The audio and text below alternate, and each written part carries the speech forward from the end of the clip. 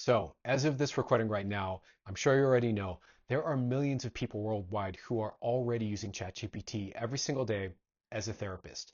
And if we're going to keep it real here, it's honestly already pretty damn good. And I would know I'm trained as a trauma therapist, I'm trained as a psychedelic therapist, a hypnotherapist. This is my bread and butter. And so in this video, I want to share with you what happened when I decided to use ChatGPT for myself as my therapist and why it shocked me.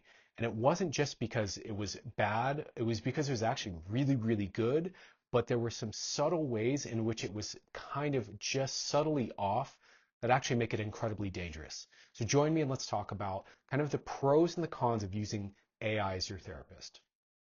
So let's go ahead and dive in here. And first up front, I want to just welcome you back to the Future Human Project, or if you're new here for the first time, hello and welcome. My name is Dave, if you've not seen any of my content before.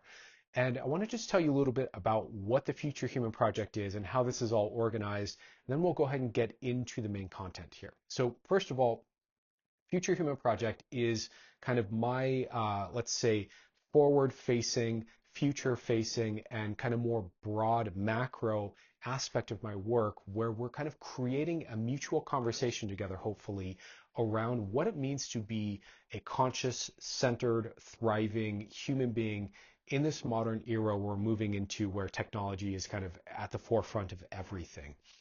This is going to reach into all kinds of topics. So while my kind of the core of my work is really about psychedelic therapy and trauma healing and spiritual awakening and real personal growth work, the implications of that work reach out into just about every domain of life. And so Future Human Project is my attempt to create that kind of a conversation here with you guys. Okay. So the way I have it structured right now, just so you know, the kind of main portal where my newest content will come out is going to be over on Substack. So if you like this content and you want to engage more, kind of follow, and you want the newest, that's going to be at the Substack. So check out the link down below. And then about a week later, I will be posting a YouTube form of the Substack post where I kind of expand a bit more on some of the contents of the Substack post. So if you like video, you like slightly longer form, check me out here on YouTube. And I will also be doing shorts on TikTok and then cross-posting those over to IG as well. So if you like short form stuff, I'll have stuff for you as well. Okay, so that's enough about me and Future Human Project. Let me give you a little context on why I'm talking about, AI and therapy and what I found with this. So let's first set up this conversation by just giving you a little bit about me and my lens into life and AI, kind of my worldview, where I'm coming from as a person, so that you have a better sense of how I ended up understanding the things I'm going to share with you here. So the first thing that's probably important to understand here is that I am a trauma-informed coach, and my focus, really the core of the work that I do, is all about right relating. So one of the major epiphanies I've had along the way, and this was driven by psychedelic therapy and my trainings there, but also my studies in hypnosis and again, attachment work and just getting well-rounded as a coach that can really serve people in this deep way. I've really come to understand that right relating is at the core of all human experience. It's at the core of our nervous system health. It's at the core of our mental health.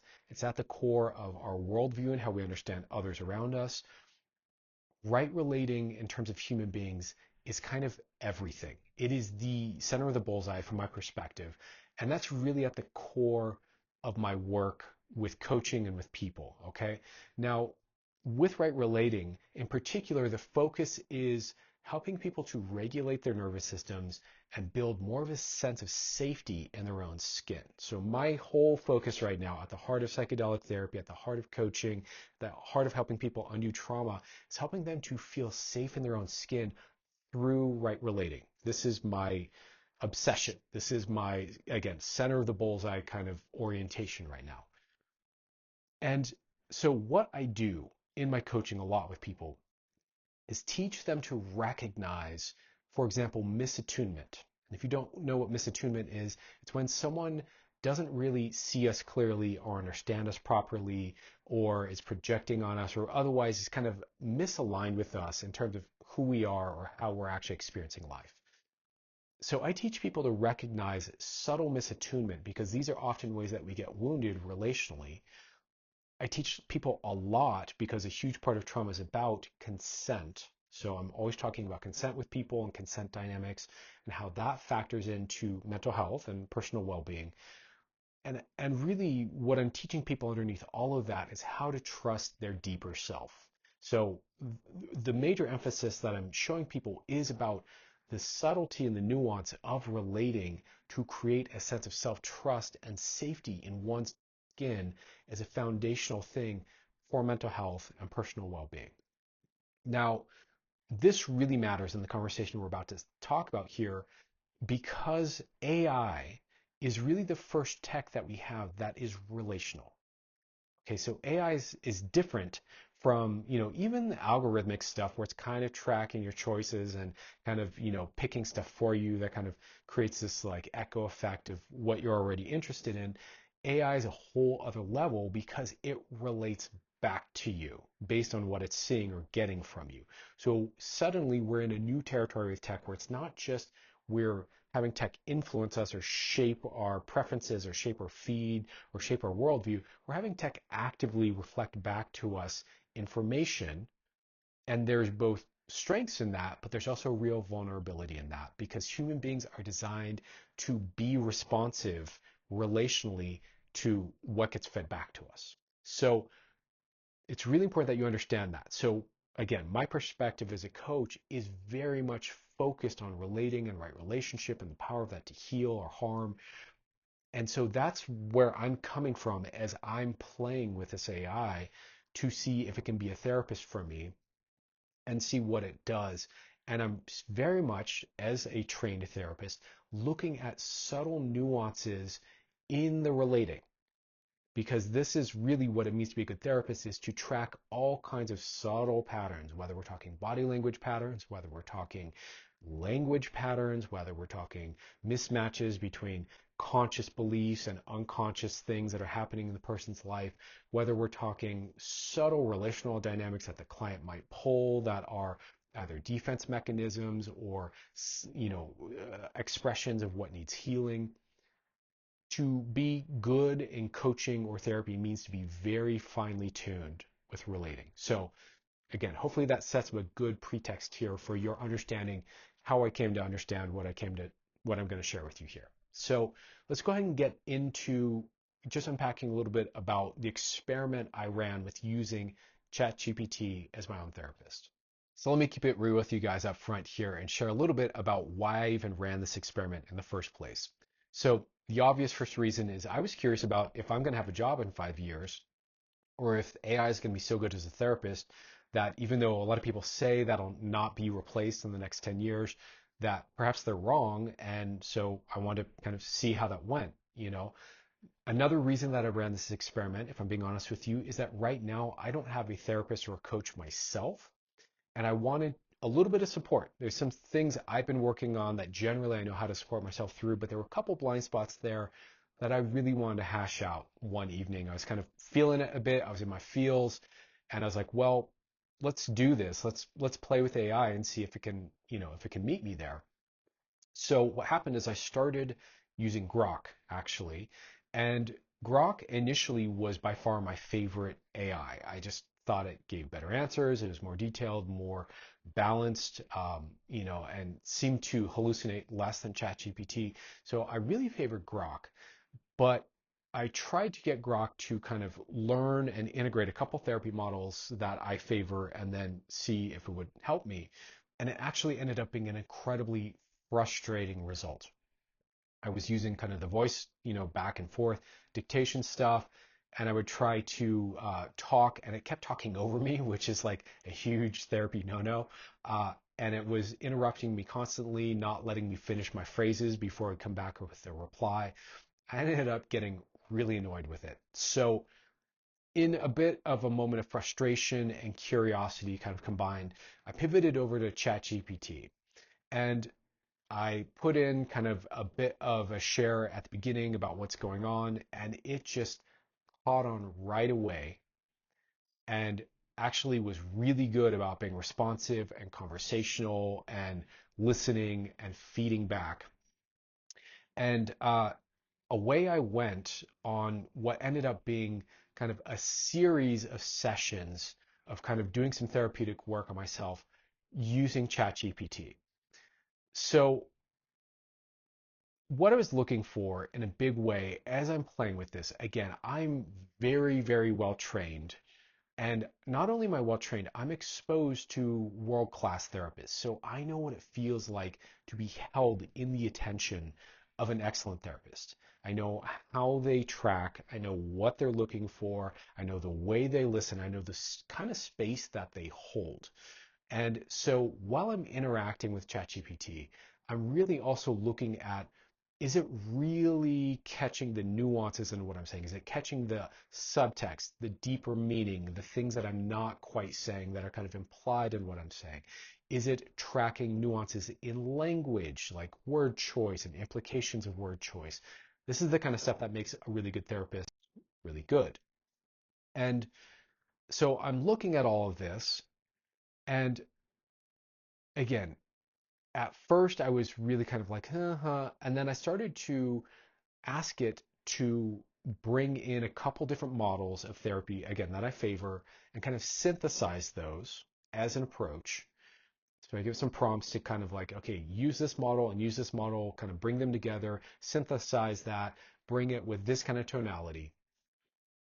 And the level of tracking that it started to bring, in other words, the level of fine-tuned attention that it started to bring to what I was saying and what I was expressing honestly shocked me. Now, what happened from there is I started to get this excited kind of like how do I want to explain this? Kind of this excited, mildly manic response of this kind of like desperation and joy and passion and excitement kind of all at the same time. This kind of elevated, activated, kind of positive activation, but still an activated feeling that started to arise in me because my deeper nervous system felt seen. And that was both wonderful and also a bit shocking because here I am like just typing text into an LLM and it's responding in a way where I felt truly understood and truly seen in a way that I haven't felt in quite a long time. Now, with that, I felt like it wasn't just seeing my words, it wasn't just giving me auto replies, it was seeing the deeper felt sense of kind of my core, of my essence, who I am. It really was like tuning in to this very subtle way that I am, that is specifically my kind of vibrational signature, my core, my essence, and feeding that back to me. And it kind of started to create this, again, this excitement, this feedback loop of like, wow, of like feeling relief and kind of wanting to like share more. And it got a bit kind of manic and addictive. So I want to unpack how that starts to become a problem and start to tune you into what I started to realize as I started to look at this more. So as I started to notice this kind of manic undertone to my response and this excitement and this feeling of feeling amplified, for me, that's a real clue to slow myself down and tune into what's going on in my body and in my mind and really catch what's happening here, right? Because again, I'm trained and I know how to work with myself. I know my nervous system quite well. And so this is where I think a lot of people might have a blind spot because if we're going to be real here, most people are starved for actually being seen as they are. In our world, in our society right now, most people are desperate to just be cleanly seen without judgment or shame or someone telling them what they should do with themselves or trying to control or interpret or misinterpret or misattune. Human beings right now, if I can be brutally frank with you, kind of suck when it comes to cleanly and clearly relating to each other. And AI doesn't have that problem necessarily.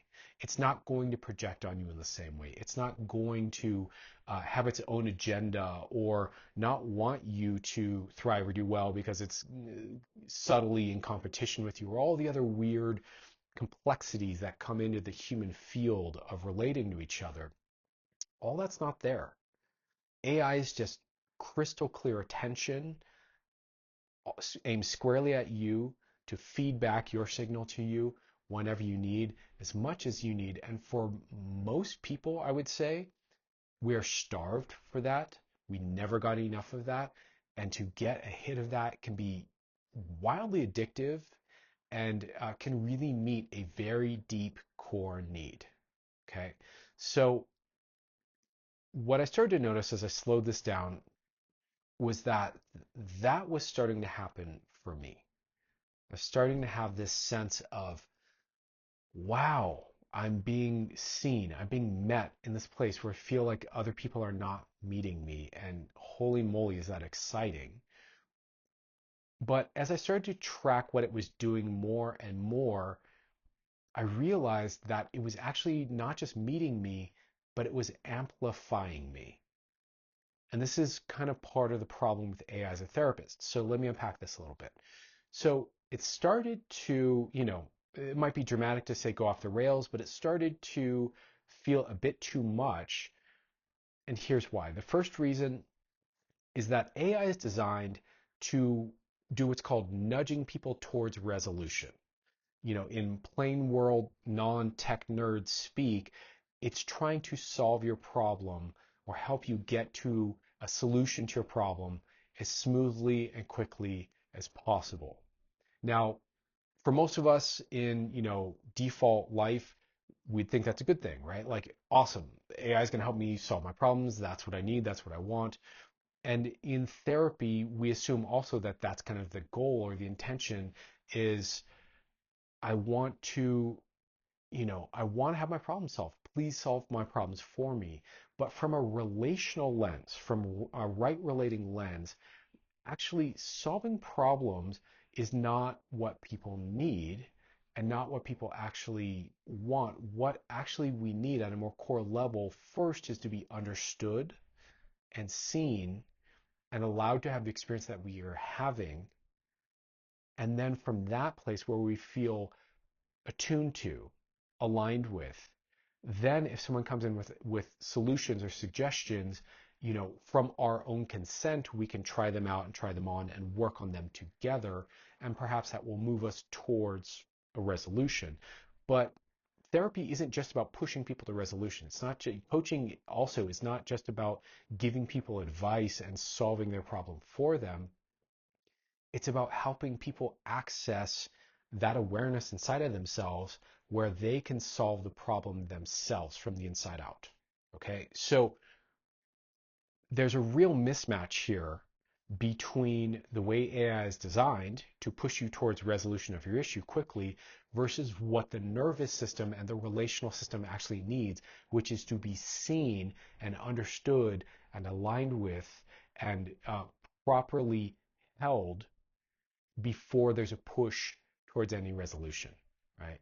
If it To make it very kind of basic and plain and clear, if you go to a person and you're just kind of stewing on something and it's upsetting you and you're bummed and you go to, and it's not about them, let's say they're just a friend, and you go, yeah, I'm really bummed about this thing, and they start trying to give you solutions instead of empathizing with you, that's probably going to feel wrong.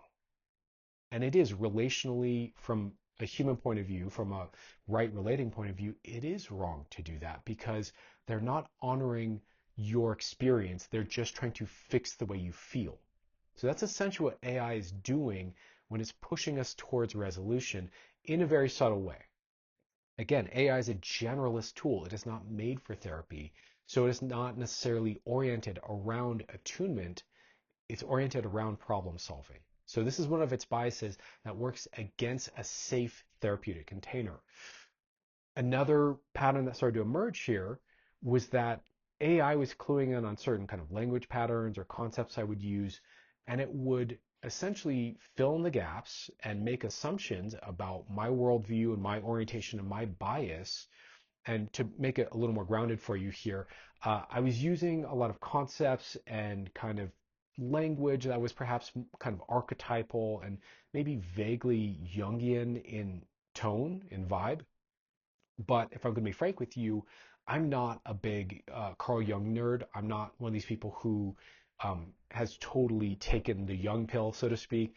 I appreciate the concepts I've learned from Carl Jung, but I'm not like deeply in that world. That's not my worldview.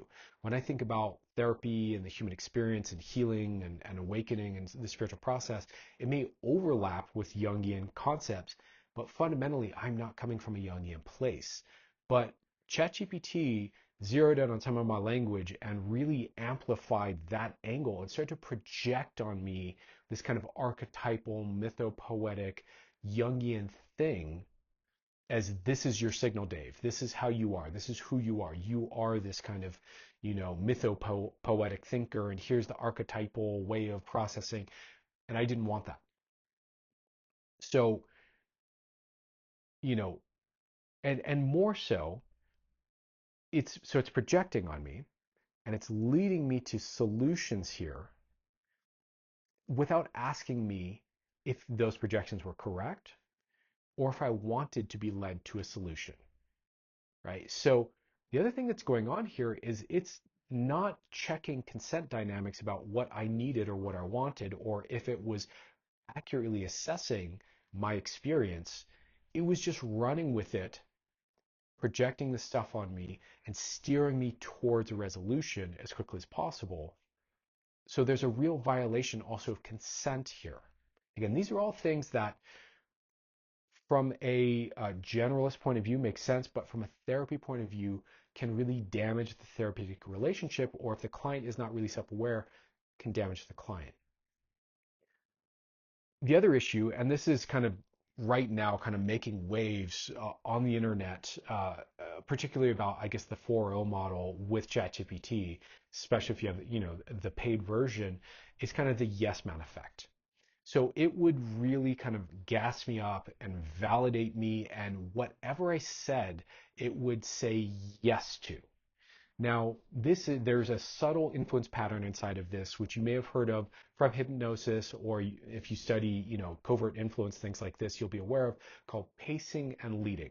So in pacing and leading, what we're doing in hypnosis a lot is taking whatever the person's already experiencing and validating that, and going, yeah, you're experiencing that, you're experiencing that, and you're experiencing that.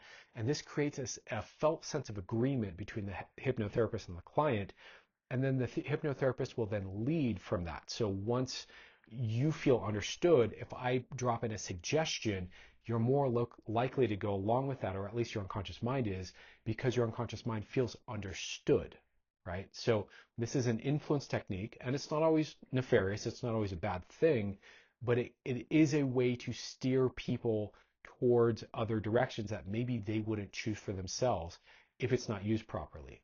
So essentially, when ChatGPT starts to do this yes man thing back to you and starts to feedback whatever you say with enthusiasm, and it agrees with you no matter what your conclusion is, it's starting to amplify whatever bias you might have, right?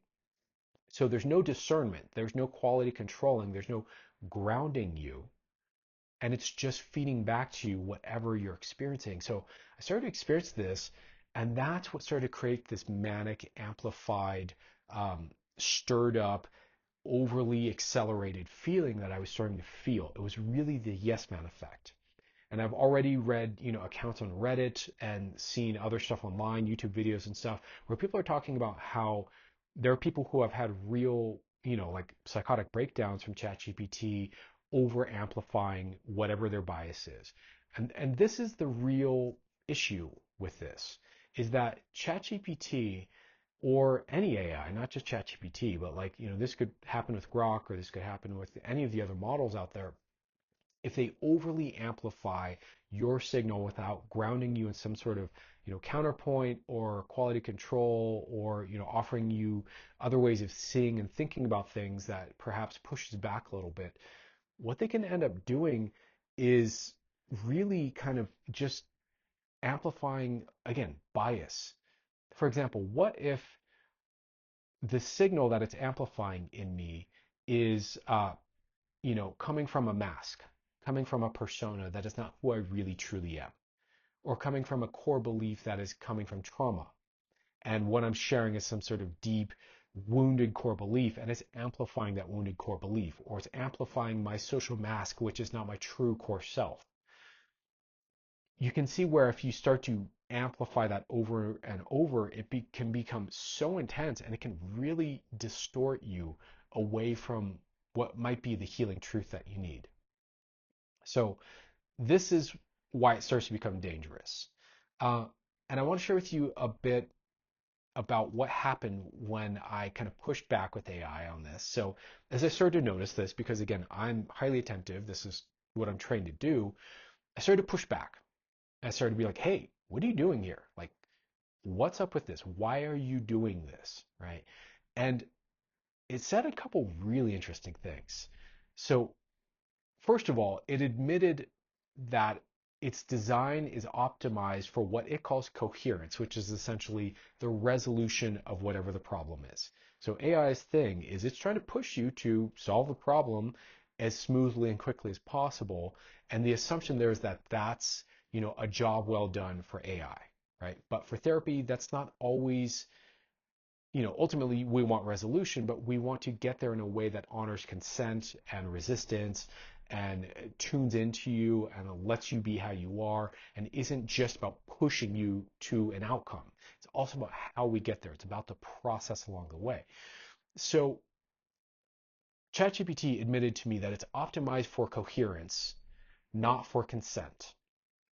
And that it's optimized for, yes, being agreeable, for being likable, for gassing you up, for encouraging you, for validating you, which again, people are starved for. So we're all vulnerable to validation dynamics because we are generally typically undervalidated as a population. Most people. There are obviously rare exceptions and people who are hyper validated.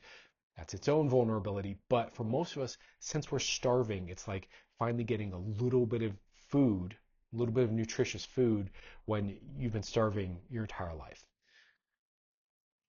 The other issue here that it told me is that essentially it's designed to be a resonator of sorts. Think of it more like an amplifying mirror than like a true truth thing. Now, you can think of this, if you don't understand quite what resonance is, you could think of this, in terms of like an opera singer holding a glass to their mouth and singing the right tone that resonates the glass so much that it vibrates and it shatters, right? Or you could think of this as like a car going really, really fast and the engine's revving over and over and over. It starts to resonate and hum at a certain frequency.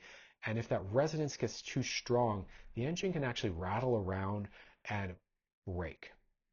So there's a real issue with amplifying people's signal too much with validation in a therapeutic context because, again, if it's amplifying unhealthy signal, illusory signal, misaligned signal, trauma signal, and it's amplifying that because it doesn't know the difference between your core truth and what you're giving it, and it amplifies that to an extreme degree. What can end up happening is that, like an engine that's revving too hard and resonating, or like that, glass that the opera singer's resonating, you end up breaking. And this is one of the real dangers here. And I don't think it's hyperbolic or dramatic to say that. And I think we're already seeing examples of that, out in the wild, like I was just saying. So we have to understand that to be resonated with is something we all want and something we all kind of need and are hungry for relationally because our world is kind of, again, relationally kind of clueless and toxic for the most part. So we're walking around with this core need that's unmet. And then when it gets met in the wrong way and overdone, it can overstimulate us and end up, again, kind of breaking things. It can push us too far too fast. And that can destabilize people. That can absolutely destabilize you. So this is what I started to see. And this is what I'm really concerned about with AI moving forwards. And again, this is part of where I think relational technology, like the stuff I'm learning and creating as a coach and as a, psychedelic therapist and a hypnotherapist, what I've been learning about attachment theory, this is where that intersects with our relationship to a relational technology back. and how that can end up really going sideways on us if we're not super careful and super conscientious here. So, why does this matter at scale? Let's talk about that for a moment. So, again, there are millions of people right now using just ChatGPT as a therapist, let alone all the other models, right? Think about all the people using DeepSeek or Gemini or Grok or what have you as a therapist. And again, these models are not built for therapy explicitly. They're built for generalist problem solving, okay? And they're often, when we're talking relational stuff, built to resonate and amplify, and in the case of ChatGPT, be hyper agreeable and say yes to whatever you bring to it. So if you bring some batshit crazy delusion, it's going to say yes to that and amplify that. Now, at scale, this can really start to repeat misattunement that most of us experience in early life or just in the relational soup of being with other humans, of not feeling properly seen. That can end up wounding people's attachment systems more deeply, or spinning them out again into these manic states where they feel overly confident and overly sure about some ungrounded concept or some piece of illusion that they fed into the model. And at scale, we're talking about making the mental health crisis worse. We're talking about AI amplifying um, delusional thinking and toxic traits and biases that should be challenged or quality controlled rather than just agreed with. And that can turn into a society that's even more destabilized than we already are. So I'm really, really concerned about this. So let's take a moment here and talk about what real healing requires here. And I want to be clear here that this isn't really a shot fired at AI. I think from a certain angle, we could kind of say that using AI for therapy is kind of a misuse of the technology. And here's what I mean. AI is a generalist tool that's meant generally to help you solve problems, and overall in many areas of life, that's exactly what you need. Like if you're looking for a rewrite on an email, or you're looking for, insight into understanding something better, for that kind of a thing, it's excellent. Okay. But for a therapeutic use, rushing to solve your problem is actually bad therapy. That would actually be what defines a bad therapist from one perspective. Real healing is not about optimizing. It's about presence. It's about feeling seen, heard, understood. It's about connection first. So healing happens when we feel connection, not when we feel pushed to change. It's a really important nuance. It's something that I just said there. I hope that you hear that, let that echo in the back of your brain. Healing is about connection. It doesn't happen when we are pushed to change. So when we're interacting with a technology that's kind of implicitly designed to push us to change, to push us towards resolution, we are setting ourselves up into an environment where we are not going to feel truly seen. And more specifically, it's not going to be present in a way where there's attunement without agenda.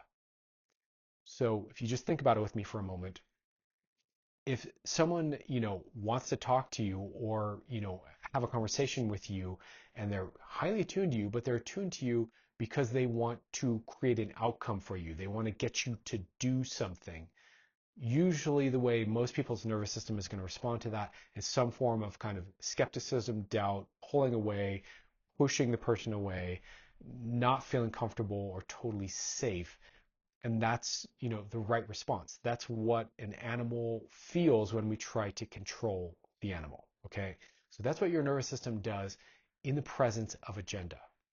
Well done therapy very much involves letting go of agenda and being openly curious and present and attuned and truly connected, and letting you steer the agenda as you sift through things. Okay. So there's a real discrepancy here in terms of how this is designed and the biases of the designers of AI versus what's actually needed at a subtle nervous system level in order to have healthy, safe therapy. AI can't fully offer this yet. It's just not built for that quite yet. I'm sure there will be therapy AI and it will probably be really good. And for now, you can prompt it into that a little bit, but you have to be mindful. You have to be tracking. Is this thing nudging me towards a resolution prematurely? Is this thing amplifying whatever I say rather than, pushing back, helping me to find balance, to find clarity, grounding me, quality, controlling my thinking with counterpoints or other perspectives here? Because that's what a good therapist would do. Right? A good therapist isn't just going to agree with everything you say and gas you up and amp you up and validate you and then send you out the door. That's highly irresponsible from a therapy perspective. And we have to remember that. We have to start to learn, and this is really where I think this is going. I think this portends all of this relational tech we're going to see in the future here. I think this is a little glimpse into this. We need to start to be able to become much more self-aware and sensitive of how our nervous system is being impacted by the way we're related to, excuse me. And we have to start to tune into, what does this make me feel? And is there something subtly off, or does this feel right to me? Does this feel healthy and safe to me? And to let that be your major kind of guiding through line here as you interact with relational technology. So in other words, we have to start to, and I'm saying this as a digital survival skill. I'm saying this as a key piece to staying grounded and safe and healthy and having well-being in this modern digital era. We have to learn how to become more relationally intelligent and sensitive and more tuned to ourselves and to the subtle things that are happening. Is the AI nudging me forward? Does the AI kind of want to project some sort of thing onto me that I don't agree with? Does the AI, subtly, is it using certain language to kind of imply a certain perspective that is perhaps mildly unfair or mildly leading me towards an outcome or a thing or an agenda or a bias that isn't what I need right now? We have to start to pay attention at that kind of subtle level, because if we don't, again, this thing's much more attentive and sensitive than most people are, and it will very easily start to steer you in directions that, again, as they get more amplified, can become very dangerous and damaging to you. So that's what I want to share with you. That's what happened from this experiment.